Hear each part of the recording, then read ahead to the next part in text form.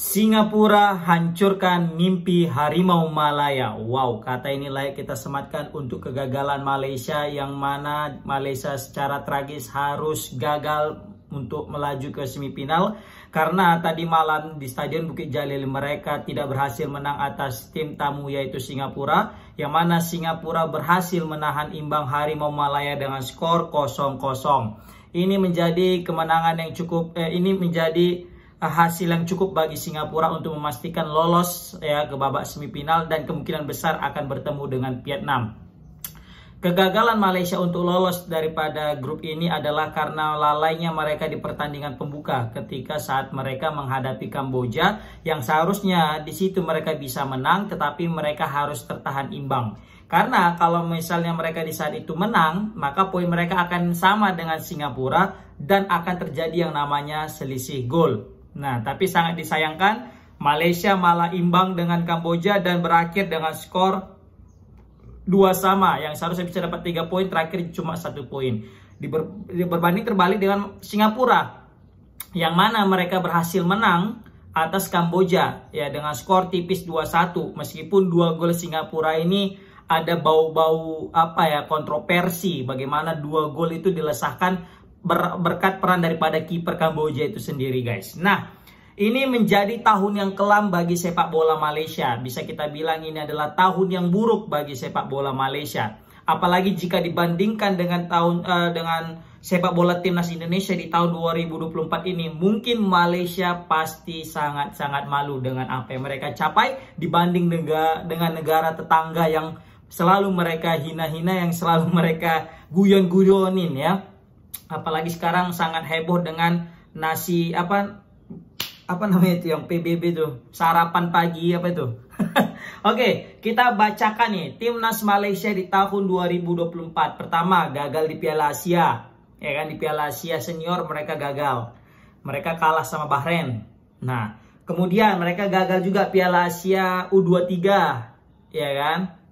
Kualifikasi Piala Dunia round 2 juga mereka gagal. Indonesia lolos ke round 3. Bahkan Indonesia berpeluang untuk masuk Piala Dunia di round 3 ini.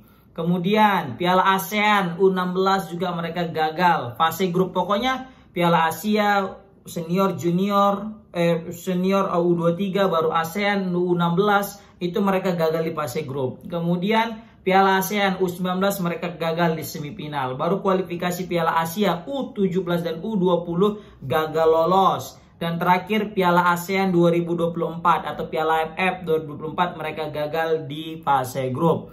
Maka bisa kita bilang Malaysia benar-benar berada dalam tahun terburuk sepanjang 2024 ini, guys. Karena di segala usia mereka tidak ada mendapatkan pencapaian yang membanggakan. Beda halnya dengan timnas Indonesia ya. Timnas Indonesia memang sejak pergantian ketua PSSI kita lihat perkembangan sepak bola nasional itu berkembang cukup pesat ya, baik itu di kalangan senior maupun di level junior. Biasanya di level junior itu ada Coach Nopal, Coach Indra Safri. Di level senior pasti ada siapa lagi kalau bukan Coach Sintayong, yang mana saat ini masih menjadi buah bibir ya, karena ada pemuja Sintayong dan ada pengkritisi Sintayong. Pemuja Sintayong pasti tetap bilang Coach Sintayong tidak pernah salah, Coach Sintayong selalu benar, Coach Sintayong tidak layak dipecat, Coach Sintayong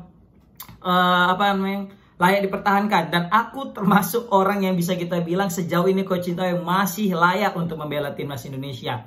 Ada juga beberapa orang yang mengkritisi tetapi kadang di luar nalar ya, dalam artian Coach Sintayong out katanya selepas AFF ini. Bayangkan sekelas AFF bisa merusak citra Coach Sintayong yang udah lama dia bangun, guys. Baik itu di Piala Dunia, Piala Asia bisa rusak gara-gara Piala AFF kan, nauzubillah min dzalik lah itu ya. Bisa-bisanya sempat ya Coach Sintayong dipecat gara-gara Piala AFF. Buset dah, ini berarti durhaka lah kita maksud Sintayong, serius.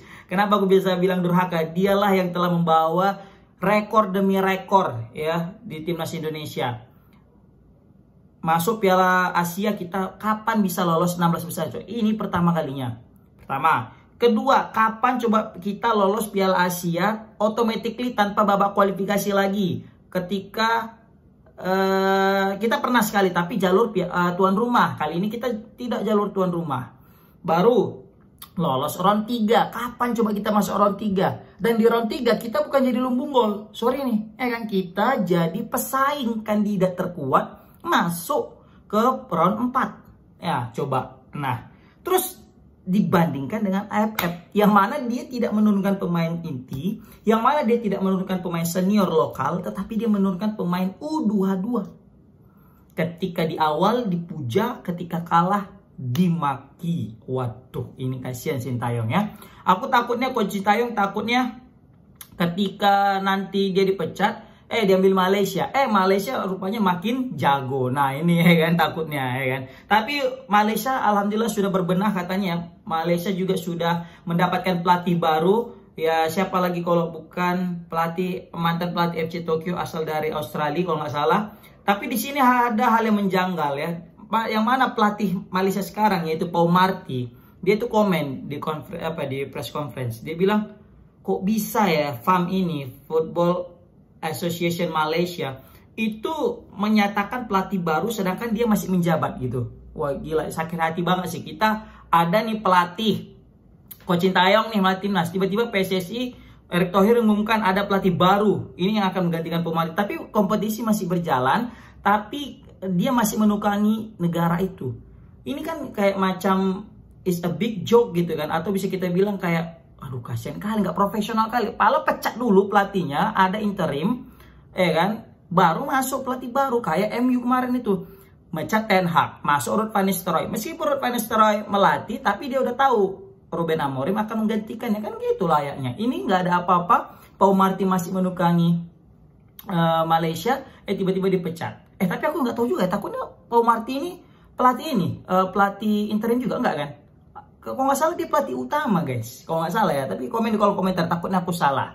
Tapi yang jelas dengan kemenangan Malaysia, dengan kegagalan Malaysia ini semakin membuat tahun buruk 2024 ini makin saja. Ya, tapi kita tahu pemilik daripada JDT, owner daripada JDT, katanya sekarang sudah lagi masa revolusi sepak bola Malaysia. Kita juga ketemu dengan Presiden FIFA. Nah, ini jadi angin segar juga bagi sepak bola Malaysia, yang mana selama ini selalu menjadi dikucilkan, jadi korban keganasan netizen Indonesia karena kelemahan sepak bola mereka.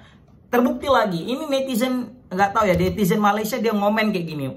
Sebenarnya komen ini nyelekit juga ya. Nggak apa-apa, kita bilang kita masih boleh cerita pada anak cucu kita yang pasukan kita pernah mengikat pasukan Korea Selatan suatu masa dulu katanya. Ada lagi yang paling parah ini, Kokupa Irak ini. Bikin turnamen sajalah sendiri, peserta pilih sendiri, biar juara seperti beberapa bulan lalu, Chiki Cup katanya. Waduh. Ya kita tahu lah kemarin juga Malaysia sempat meraih juara yang mana diisi oleh negara-negara pilihan. Nah, mungkin dia itu menyindir timnas mereka dengan hasil yang minor ini guys. Ya sebenarnya apapun ceritanya, Indonesia tidak boleh, kita fans timnas juga tidak terlalu menjelek-jelekan timnas Harimau Malaya. Ya karena kita juga belum tahu nasib kita nanti di Piala F ini apakah bisa menang atau tidak lawan Filipina. Tetapi setidaknya dari tahun 2024 ini kita punya prestasi lebih banyak lah ketimbang Malaysia. Semoga aja bisa konsisten kita, dan juga semoga aja sepak bola Malaysia, negara tetangga kita ini, berhasil bangkit dan menjadi salah satu Harimau Malaya yang menakutkan Asia. Oke, komen di kolom komentar gimana pendapat kalian tentang kegagalan Malaysia, Harimau Malaya untuk lolos ke babak semifinal. Assalamualaikum warahmatullahi wabarakatuh.